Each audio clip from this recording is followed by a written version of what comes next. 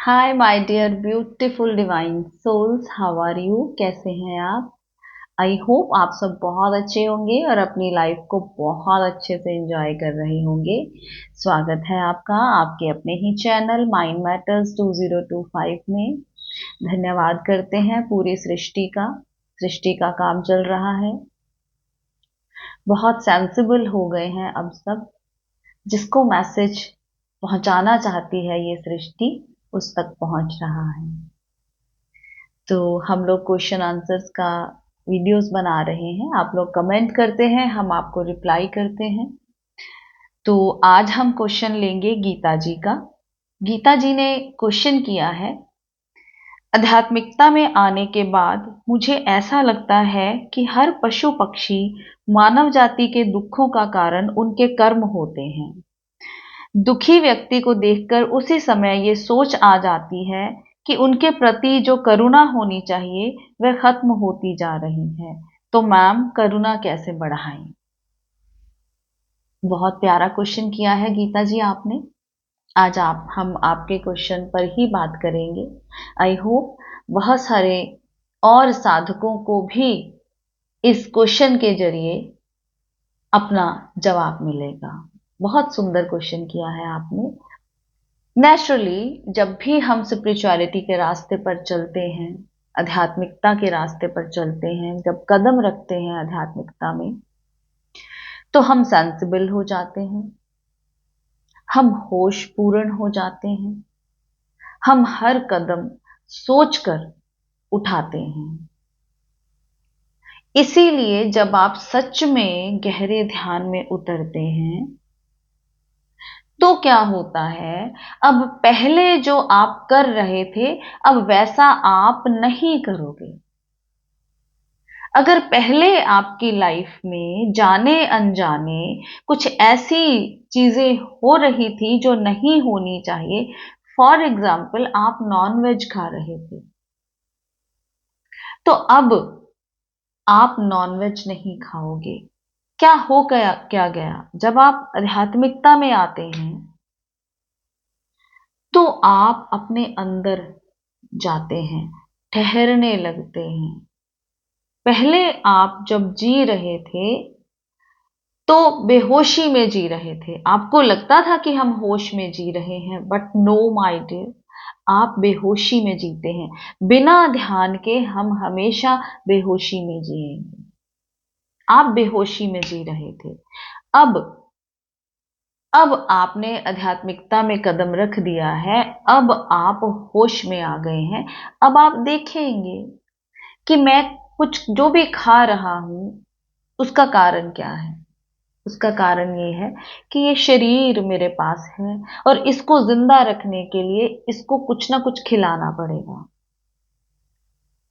तो अब आप ये देखेंगे कि अगर सिर्फ इसको जिंदा रखने के लिए ही खिलाना है, तो फिर ये कैसे हो सकता है कि मैं किसी जिंदा जीव को मारकर खाऊं तभी मैं जिंदा रह सकता हूं? ये क्वेश्चन आपके मन में आएगा। फिर आप ये देखेंगे कि अगर इसकी जगह मैं ये भोजन करता हूं तब भी मैं जिंदा रह सकता हूं। पहले आप अपनी जीभ के स्वाद के लिए खाते थे, अब आप अपने शरीर को स्वस्थ रखने के लिए और जिंदा रहने के लिए खा रहे हैं। तो अब आपको पता चलेगा कि मेरे लिए तो ये पेड़ पौधे बने हैं, ये फ्रूट्स हैं, ये सब्जियां हैं, और मेरा पाचन तंत्र भी इन्हीं चीजों को डाइजेस्ट करने के लिए बना है। और आपको वाइब्रेशंस समझ में आने लगेंगी जब आप किसी जीव को मारेंगे। तो माय डियर, एक बात बताइए ऑनेस्टली, आपको अगर कोई मारता है तो क्या आपके अंदर से उसके लिए दुआएं निकलती हैं? नो, बददुआएं निकलती हैं। क्या आपको पेन नहीं होता जब कोई मारता है आपको? होता है। तो क्या आप उसके लिए करुणा से भर जाते हैं? नो, नफरत से भर जाते हैं। नफरत वाली तरंगे जब आप एनवायरनमेंट को दोगे तो क्या होगा? इसलिए जब आप स्पिरिचुअलिटी में आते हैं, आप सॉफ्ट होने लगते हैं, आपके मन में करुणा आने लगती है। अब आपको पता चलता है कि हम जैसे जी रहे थे वैसे जीना सही नहीं है। जैसे हम पहले किसी को भी हर बात पे हर्ट कर देते थे, वो सही नहीं है।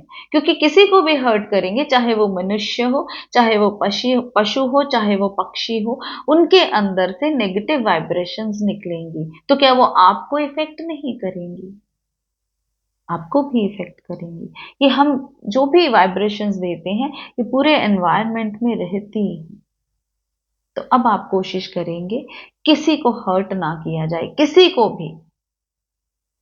तो मैम, आपने ये पूछा है गीता मैम कि करुणा को कैसे बढ़ाएं।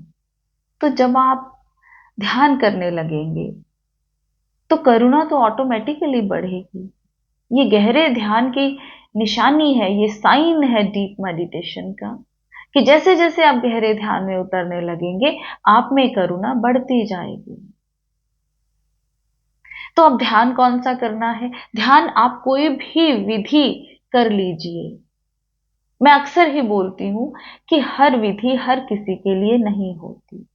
आप एक विधि पकड़िए, मान लो आप सांसों के ऊपर ध्यान करना चाहते हैं, कुछ टाइम कंसिस्टेंसी चाहिए इसमें, कुछ टाइम आप कम से कम 3 महीने कीजिए। ध्यान आपको 3 महीने करना है, विधि आप कम से कम 21 दिन जरूर कीजिए। 21 दिन तक अगर आपको लगता है कि हाँ, मैं इससे मुझे रिलैक्सेशन फील हो रही है, आप उसको कंटिन्यू कीजिए। अगर आपको लगता है कि नहीं, तो आप विधि चेंज कर सकते हैं। जैसे ऑब्जर्व योर थॉट्स, अपने विचारों को देखते रहिए। और भी बहुत सारी विधियां हैं। विधि आप अपने नेचर के अकॉर्डिंगली चूज करेंगे, क्योंकि मेरा ये कहना है कि जितना हम अपने आप को जान सकते हैं, उतना और कोई नहीं जान सकता। आपके अंदर अगर सेपरेशन है तो आप डायनामिक विधि कर सकते हैं। बहुत सारी विधियां हैं। अगर फोकस की कमी है तो आप नाद ब्रह्म ध्यान कर सकते हैं। बहुत सारी विधियां हैं जो आप यूज कर सकते हैं। लेकिन ये विधियां सिर्फ और सिर्फ रास्ता है, इनको पकड़ कर नहीं बैठ जाना है।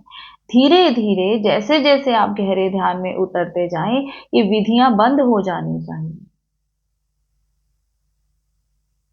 और नेक्स्ट स्टेज आनी चाहिए। तो इसलिए ध्यान करते रहें। ध्यान करते करते आपके अंदर अपने आप ही करुणा भाव आने लगेगा और आप में चेंज आ जाएगी। और अगर आप में चेंज आ गई तो समझ लीजिए प्रकृति का बहुत बड़ा काम हो गया। आगे प्रकृति ने आपसे क्या करवाना है वो खुद करवा लेगी। फिर आपको टेंशन लेने की जरूरत नहीं कि अब मुझे क्या करना है। अब आपका काम खत्म हुआ। आपका काम सिर्फ और सिर्फ आपके अपने ऊपर है। अब आपका काम खत्म हुआ। अब उस जिसको आप परम पिता परमात्मा कह लें, एग्जिस्टेंस कह लें, यूनिवर्स कह लें, कुछ भी नाम दे लीजिए, अब उसका काम शुरू हुआ। वो किस तरह से आपसे काम लेना चाहती है, वो उसकी मर्जी। आई होप गीता जी आपको अपने सवाल का जवाब मिला होगा। ध्यान करते रहें, खुश रहें, मस्त रहें, स्वस्थ रहें। अपनी हैप्पीनेस की रिस्पॉन्सिबिलिटी खुद लीजिए, खुद को खुद खुश रखिए, हाई वाइब्रेशन में रहिए, एनर्जी लीकेजेस को रोकिए। अपना चैनल है आपका, प्यार देते रहिए, लाइक कीजिए, सब्सक्राइब कीजिए, शेयर कीजिए, कमेंट कीजिए। आप कमेंट करते हैं तो हमें मौका मिलता है आपके क्वेश्चंस का जवाब देने का। तो मिलते हैं अपनी अगली वीडियो में, तब तक के लिए बाय बाय।